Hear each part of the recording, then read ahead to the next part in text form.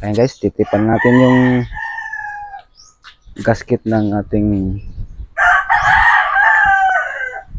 telescopic. Ito.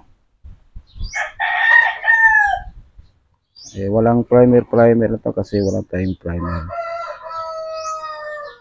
Diretsuhan na to. Mas maganda kung may primer.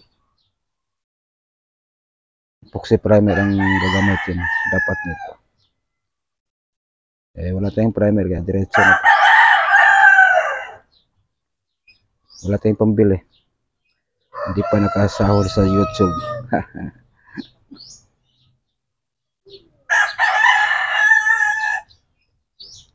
Takot. Ito na yung final coat na finish natin. Ayan. Mukhang bago na. Nawala na yung mga gasgas. Ayan. Hindi lang gaano matibay ito kasi wala tayong primer. Diniretso natin.